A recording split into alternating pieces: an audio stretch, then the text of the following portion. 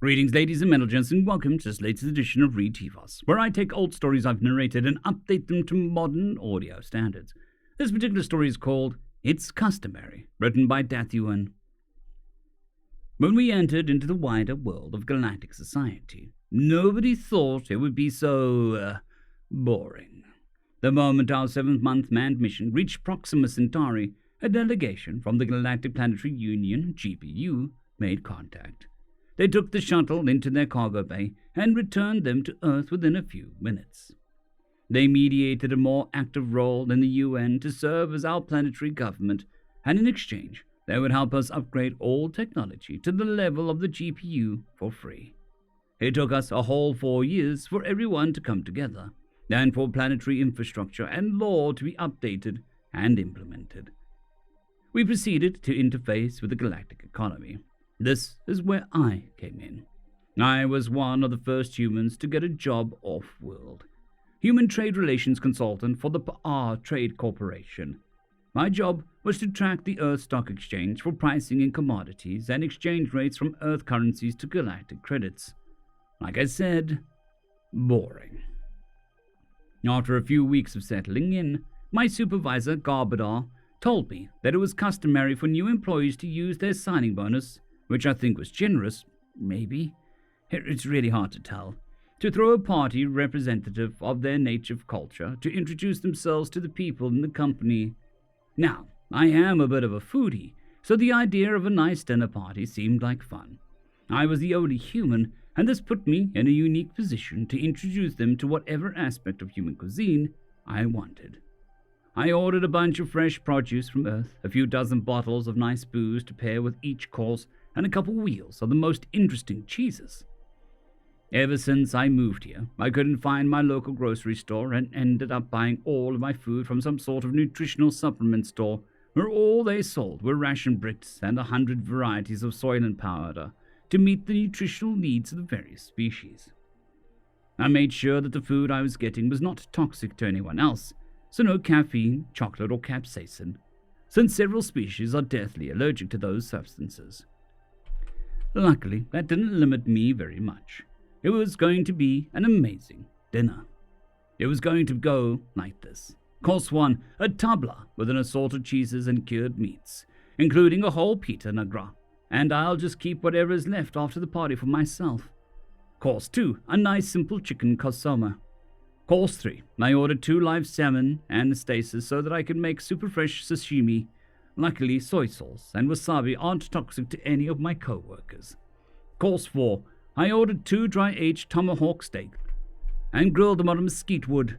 I had to buy and use a special air filter to be able to cook with the actual fire, but it was needed for that flame-grilled flavor.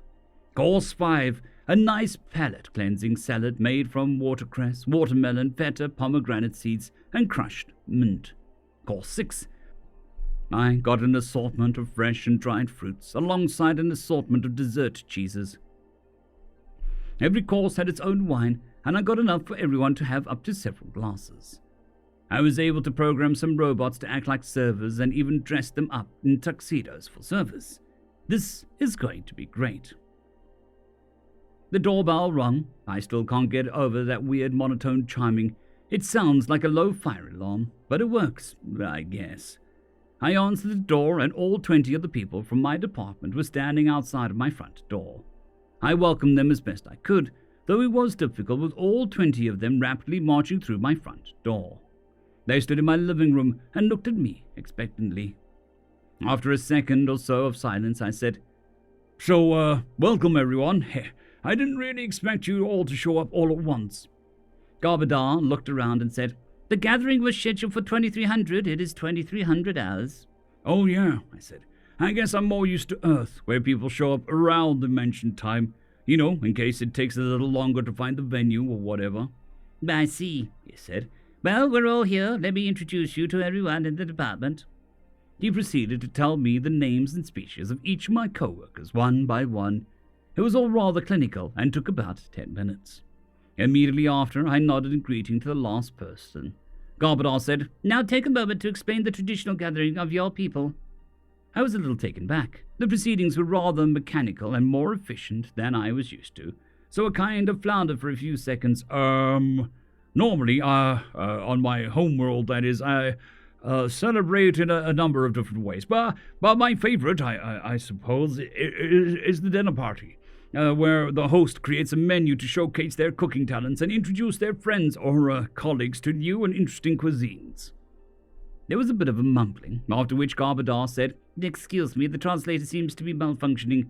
What was that last word again?" You mean cuisines?" I asked. I wasn't sure if he was joking, but in the 3 weeks I'd known him, his sense of humor was very different from ours. The old switcheroo wasn't part of it. "Yes," he said, "that word. Can you describe the meaning of that word in other terms?" Several others nodded in agreement. At this point, I was pretty confused. Cuisines is a plural of cuisine? They nodded, and Garbadar made a circular gesture with several of his hands. I've never had to describe this before. Just a second. I scratched my head and thought for a second. Cuisine, I guess, is a... Wait a sec. At this point, I pulled out my phone and Googled it. One of the first ways we became part of the galaxy was to connect the Earth internet to the galactic one. Cuisine, a style or method of cooking, especially as characteristic as a particular country, region, or establishment. I looked up, and they were looking at each other, nonplussed. Zimzar Bai, one co-worker, gestured to draw attention to himself and said, "Not to be rude, but why do you have a word for that?" Several others nodded in agreement and looked at me expectantly. I was totally confused, and phone was vibrating, indicating that I should begin serving the first course. "You know what? I'll show you why and explain along the way." I opened the robot control app and started the first service. Several robots came out with chilled wine glasses and unopened bottles of wine, and others had wooden platters covered in German, charcuterie, and several types of cheese. As the service spread out, I gestured for my co-workers to spread out. "First, take the glass and hold it by the stem. This is to minimize how much of your body heat is transferred into the beverage, known as wine. This wine is a white wine with a Roga region of Spain. On the wooden slabs are various cured meats and cheeses. This wine is particularly well suited to this course, and you'll find the flavors complementary." While doing this, the robots spread out, offering slabs and glasses and pouring wine. They sniffed tentatively at the food and drink before indulging. This time Guru Sekanomononsk, Guru for short, drew attention to himself. "There is another one. What was that penultimate word?" I finally started to notice a pattern. Flavors?" He nodded in affirmation while using his mandibular pincers to pick apart a slice of Yemen. My species has specialized nerve endings in our mouths that allow us to detect chemical composition of what we're eating. It's similar to smelling." "Ah," he said. He immediately pulled the now eviscerated ball of ham lint from his mouth and began kneading it with his smaller upper hands. "Oh," he said, nodding in appreciation. "Interesting." Okay," I said, as he placed the ball of ham lint back on a tray and picked up a slice of cheese and mashed it between his smaller hands. Several others started to take his cue and began interacting with the food in strange ways. Some simply smelled it deeply, others chewed it very thoroughly. I have to say, it was weird. Try combining several different foods and sipping the wine before and after to mix the, flavors." Guru dipped his proboscis in the glass of wine and slowly drained it while mashing pieces of cheese and meat into a ball in his smaller hands. Others dropped meat into their glass of wine and sniffed it. About half of them actually ate and drank somewhat normally. "I think the fluid spoiled in transit," said Teeman between sips of the wine. "Oh, no, it is fermented grape juice." Another wave of nods and gestures. "The chemical is ethyl alcohol." "You drink ethyl alcohol on purpose. Does that not impair your motor functions?" Garbadar said, through a mouthful of Yemen and several cheeses. "Well, it has that effect, but the concentration of alcohol in this beverage is so low that it only creates a very mild, pleasant form of that effect. It's often described as a social lubricant, since it makes people more willing to socialize and get to know each other." I was actually starting to enjoy myself, and so was everyone else. They were all discussing how odd and fascinating they found the nourishment and socialization protocols. The food ran out rather quickly, and people were left sipping wine and discussing the strange food and drink. Luckily, I had plenty. After about 10 minutes of joking and chatting, my phone buzzed again. "Let's all move to the dining room for the second course." Several people piped up, "What?" at the same time. "In my culture, it is customary, especially during dinner parties, to showcase multiple cuisines, not just one," I explained, but people still seemed confused. "Oh, and we usually dedicate a room to eating for sitting and eating." Confused and dispelled. We filed into the dining room, and everyone took a seat.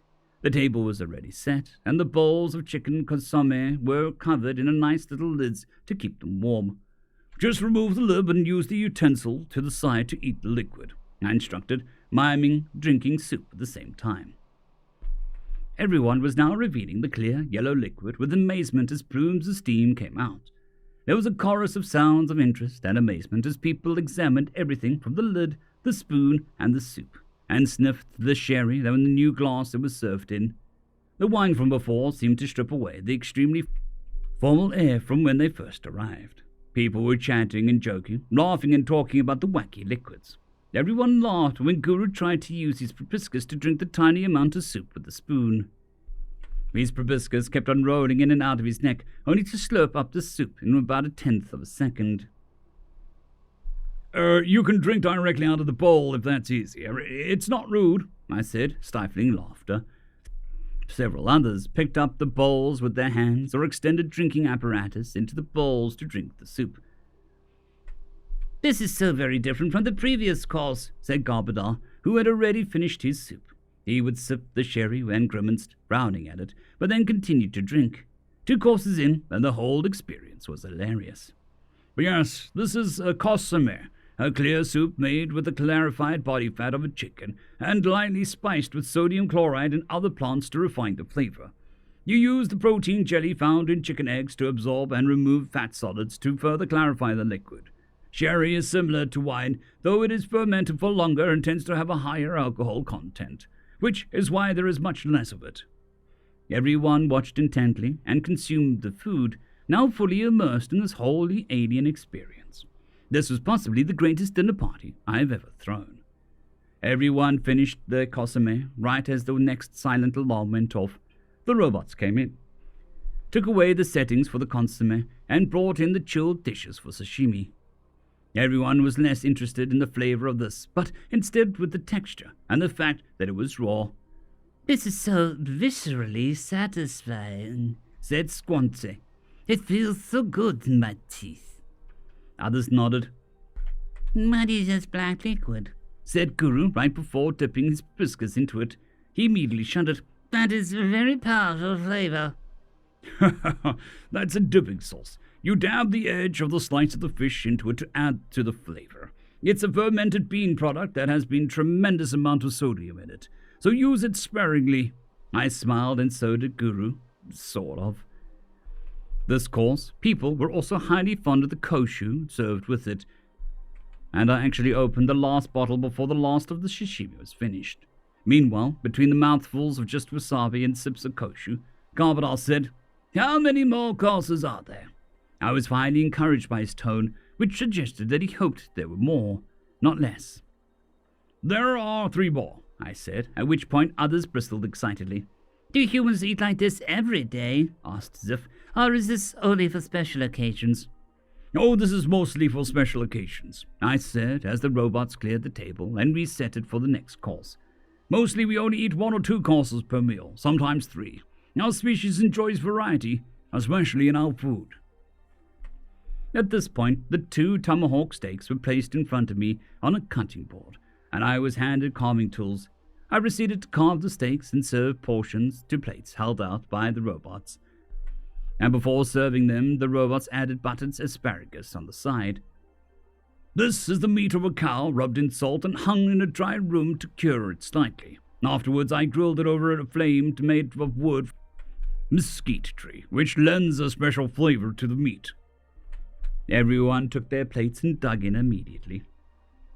"Didn't you have to get a permit to use fire?" Garbadar asked. "I did, and I had to use a special infiltration machine to keep the fumes from getting into the atmosphere," I replied.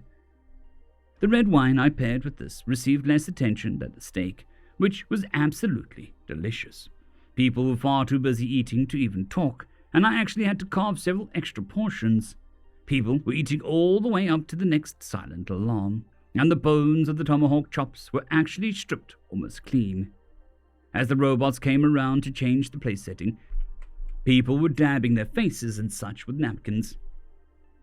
"May the wonders never cease," asked Teeman, and the others chuckled. "What else do you have in store for us?" As she finished her sentence, the robots began placing the salads, which looked absolutely gorgeous. Compared to the last few courses, which were somewhat monochromatic, the mixture of red, green, and white was visually stunning. "This is a salad made from the flesh of a watermelon, pomegranate seeds, feta cheese, watercress leaves, and crushed mint leaves," I said, mixing my salad. "It's intended to cleanse your palate of the heavier courses and leave you refreshed." I did not need to encourage anyone to try it. Everyone dug into the food, mixing and tasting individual components, mixing and matching. They were too engrossed to talk, and I fear befuddled from being so full and more than a little drunk. As I continued to eat, however, the conversation picked back up. I served this one with glasses of chilled Frexinette cava, and people were delighted by the bubbles and the sweet flavor. The crunchy sweet summer salad went perfectly with the bittersweet dry cava, and people were starting to pick up on it. They were now spending more time conversing with each other about the meal than asking me questions. When the final course was served, everyone was chatty again, thanks to the infusion of alcohol and the freshness of the salad. We returned to the living room to stand and chat while drinking and snacking on the fruit and cheese. I've always loved kava, so I went overboard and had enough kava to last through the night. All in all, it was a great success. I introduced my co-workers to my culture, to my favorite cuisines, and to a new experience as a whole. Over the course of the evening, I found out that the place I thought was a health food shop was in fact a regular grocery store, and that most cultures didn't have such wildly varied foods and drinks. Other species were much more pragmatic about their food, but now that I've introduced them to the idea, others have begun experimenting with preparations of fresh produce from their own home worlds. End of story. I would just like to thank the T5 supporters: Bushmaster 117, Caspar Arnholtz, Draxoon WRE, Elijah Silvercross, Gray, John Carrington, and Severin Cerberus. Thank you very much.